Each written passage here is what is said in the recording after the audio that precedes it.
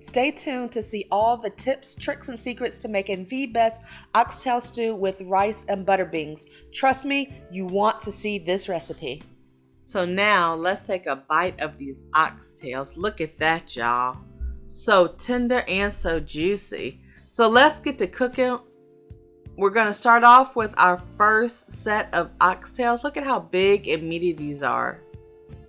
We're going to cut some of that fat off and we're going to clean them off, and they're going to be so delicious. So let's start off in the water.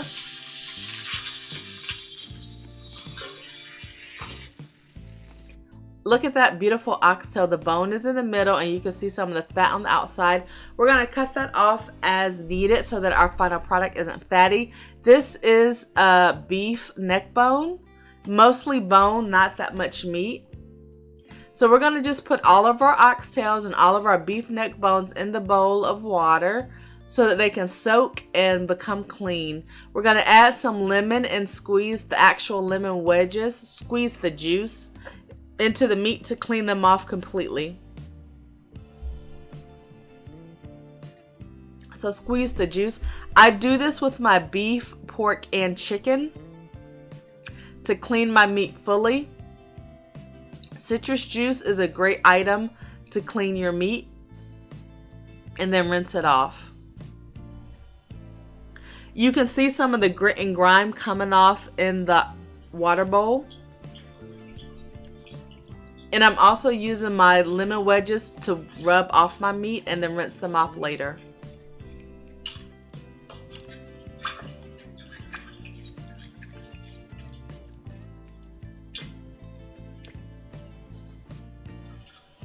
Oxtails come in different sizes. These are big ones. You'll also find smaller oxtails. The taste is the same, but the size is different. So the cooking time will need to be different to account for the different size in the pieces you have.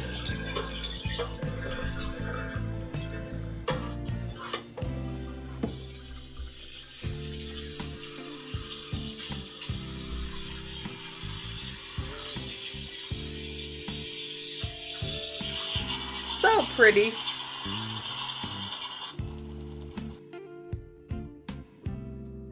Okay, so now that we have our oxtails soaking, we're going to rinse them and let them soak several different times. So I'm going to start off with my aromatics. So I'm cutting off several pieces of garlic, fresh garlic. If you don't have fresh garlic cloves, 3 or 4 large ones, you can definitely use minced garlic that you can get in a container that's minced in oil that you store in your refrigerator.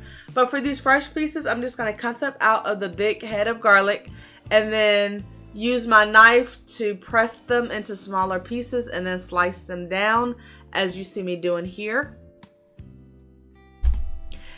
This meal is going to cook for a while, so the size of the garlic doesn't really matter. It's going to cook down. So I'm also cutting out some sweet Vidalia onions. You can cut these into big or medium-sized pieces. These are kind of small. But as our food cooks down, I'll cut down more onion to put in the mix. And some of them will be bigger pieces. So don't be too worried about making your onions exactly the same size. It's really not that important when you cook something, as long as you're going to be cooking these oxtails on the stovetop. So you can see my onions are cut. Now I'm cutting my celery. I'm cutting the ends off the celery. These are celery hearts, and then I break them in half to get the strings off of each side, and I just pull them off gently. These are the bits and pieces that come off of people's teeth that make them not like celery.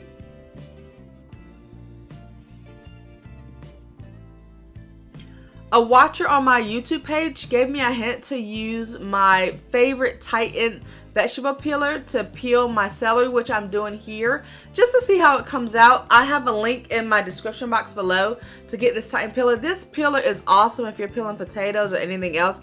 I love it better than any other peeler, so definitely pick one of these up. But after I peeled them, I broke them in half and I still had the same strings. So I don't think peeling celery helps me for what I like to do.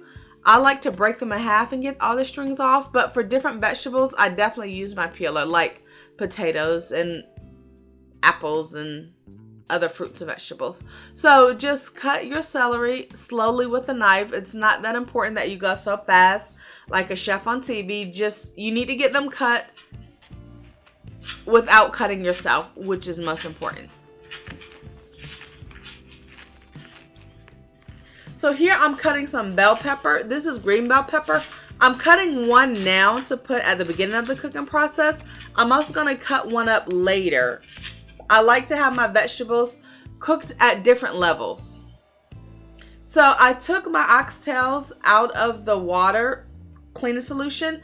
These are my beef neck bones. So you want to dry these off before we season and sear them in our pan before we actually put them in the braising process. So look at that beautiful oxtail. Now you can see the fat on the edge. So that's what I'm using my beautiful Cuisinart knife to cut. I have a link to these knives in my description box below as well. We're not going to cut off all the fat because some fat is flavor. We just want to cut off excess fat that we don't want people to have to chew on. So look at this. I take an oxtail, I look for the fattiest section, and that's what I'm going to cut off. Some fat will still be there, and we're going to sear that in our pan.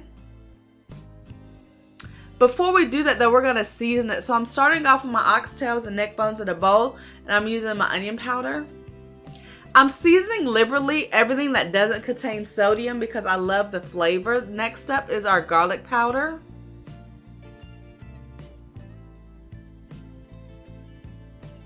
So you want to season until your meat is covered well. I have black pepper. I am a little bit reserved with the black pepper just so it's not too spicy. You can always add more pepper at the end, and I'm using no salt because I'm very careful to not use too much sodium. So I'm using no salt for seasoning at this point, and I'll add more salt at the end. In addition to salt, I'm using Oxtail Seasoning, smoked paprika,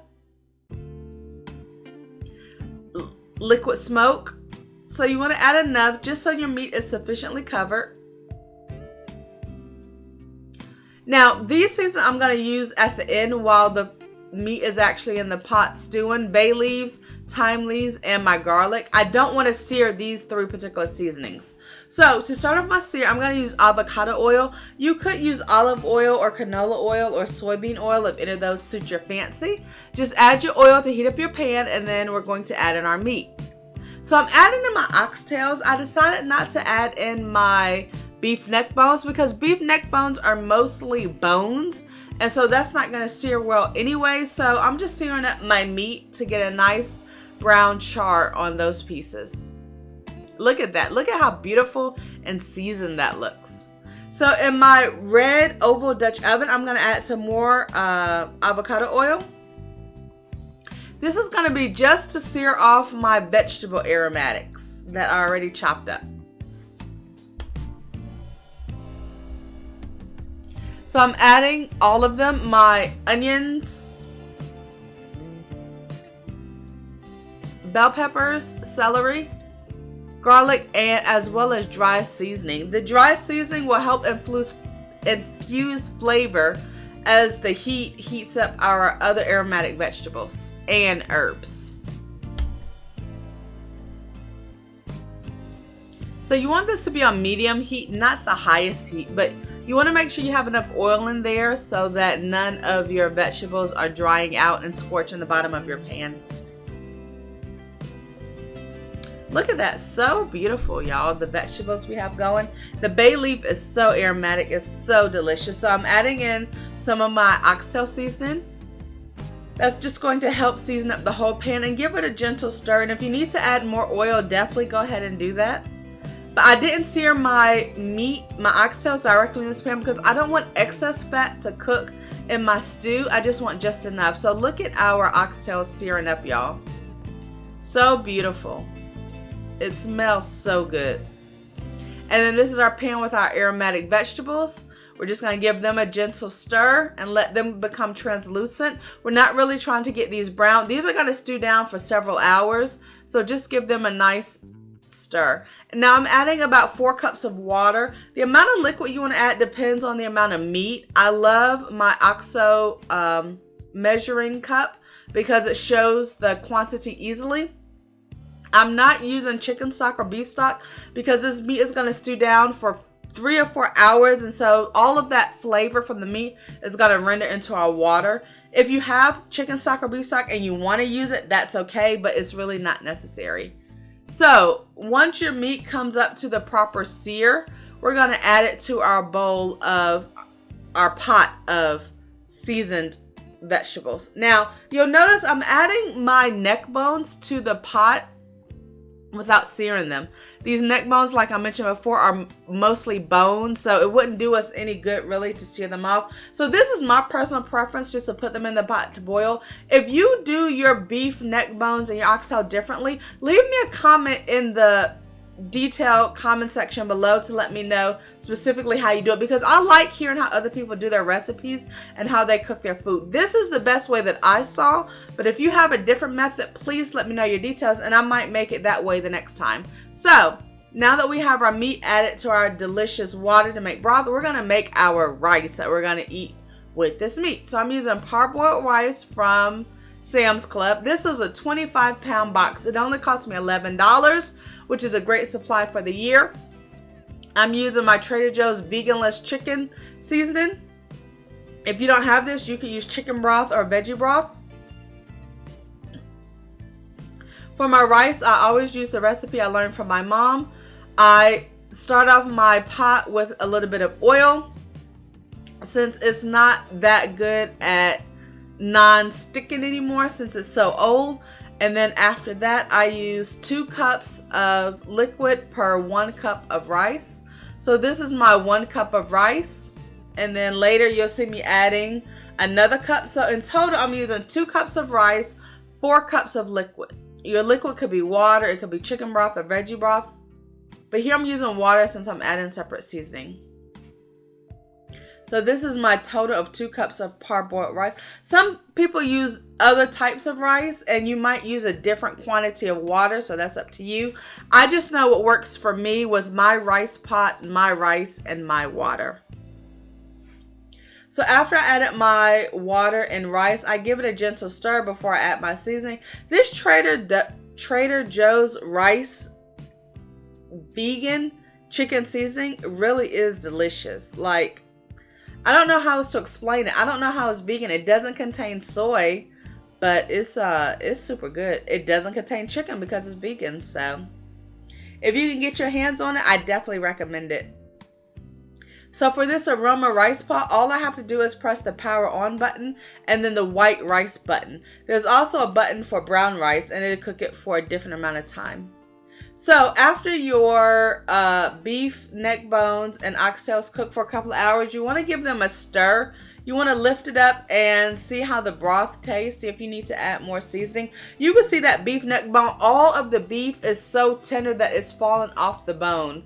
Oxtails are there, the meat is tender, falling off the bone. So now I'm going to cook me some butter beans. These are butter beans that are frozen. So I'm going to cook them in a separate pot because I don't want them to get lost in translation with my meat. I'm also going to add a few stalks of carrots. So in my separate pot, I'm going to take out some of the broth from my oxtails and beef neck bones and put them in this little pot to cook my beans. If you want to put your beans in with your meat and your broth, you certainly can do that. You probably need to figure out if your beans are frozen, which means they'll cook in less time, or if they're just dry beans, then you'll definitely need to soak them overnight and then add them to your stew. So these are frozen beans, so I'm going to cook them in this separate broth for about 20 to 30 minutes. And then at my final plating, that's when I'll add them in.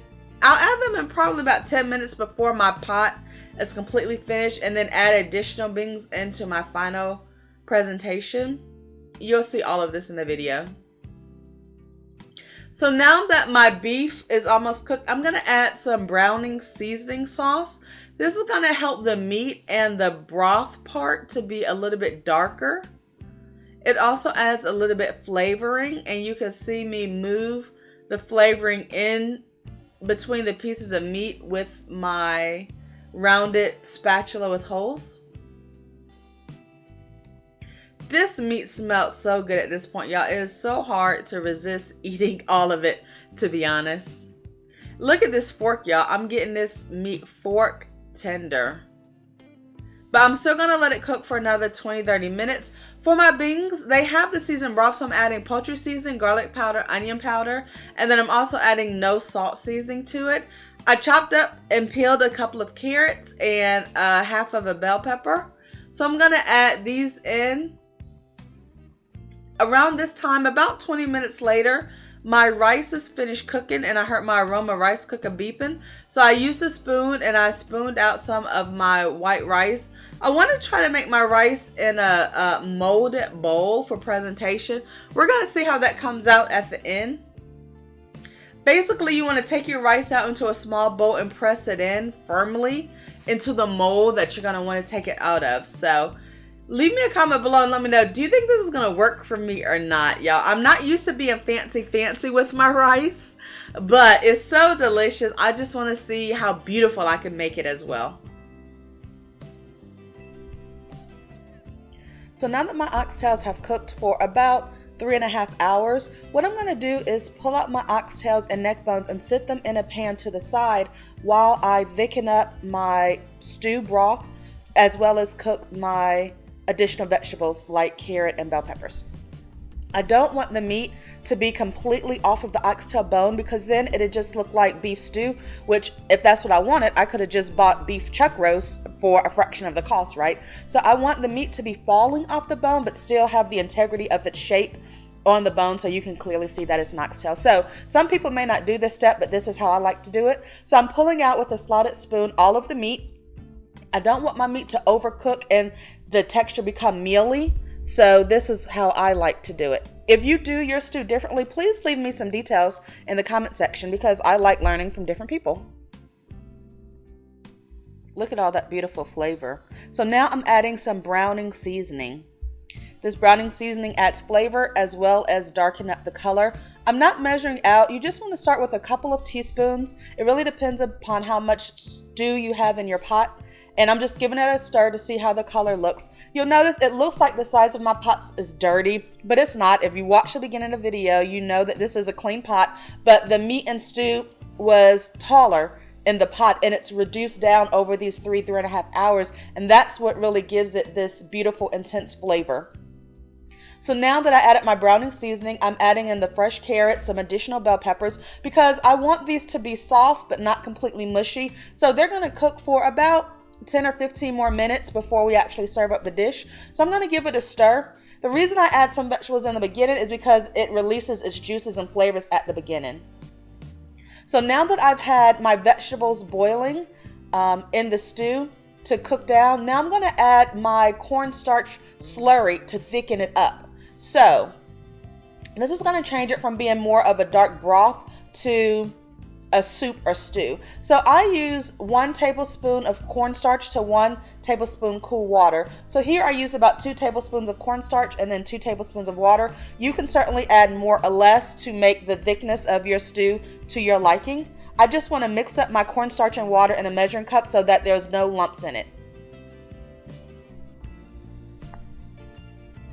I'm giving it a stir just to verify that my vegetables have cooked down softly. Adding cornstarch and water may dilute the flavor a little bit, so if you saw me adding seasoning earlier and you thought I added too much, it's for this reason. It's because I knew I was going to be adding additional things that would take away some of the seasoned flavor. But again, do everything to your personal taste. So I'm just stirring my soup as I pour in my cornstarch and water mixture. And you want to give it a few minutes to cook, to heat up and cool down to see it actually thicken up. So I turned down the heat some, and now I tasted my broth and I need to add a little salt. I'm adding smoked sea salt. I have a link to this in the description box from my Amazon affiliate links. I'm also adding some additional black pepper as well as thyme leaves. If there's any particular seasoning that I use that you don't like, you can absolutely leave it out or substitute something you like better. I love liquid smoke. It adds that smoky flavor, even though this was cooked stovetop in a pot. So just give everything a stir. It smells amazing. This cooking slowly on your stove is a fabulous way to get the great aromas all throughout your home. So I'm putting the top on my Dutch oven. I love my red pot. That's my favorite color. If you can't tell, I have a lot of red accessories in my kitchen. So this is how my kitchen is looking. I'm just using a towel to wipe stuff up. You make a mess as you cook. It's easiest if you clean as you go. Here are my butter beans. They cooked for about 15-20 minutes. Remember, these were frozen, so they didn't take as long to cook. I cooked them in some oxtail broth. This is the actual meat. Look at how beautifully this stew is boiling and thickening up. This is exactly what we want to see. So at this point, if it's where you want it just before serving, you can reduce the heat. I love the beautiful colors of the vegetables I added towards the end. And now I'm just going to add my meat back to the pot and let it get glazed and caramelized in all the beautiful flavor that we've rendered into our stew. You'll notice the beef neck bones are basically bones at this point, but that's okay because those bones cooking down adds flavor and intensity and nutrition to our stew.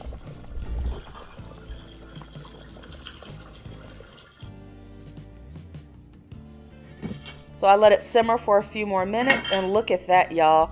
Absolutely gorgeous, beautiful oxtail and beef neck bone stew. So delicious. And I also added my butter beans to the pot. I added about half of the butter beans into the stew to help thicken it, and the other half I'm going to use to add to the plate directly for the final presentation.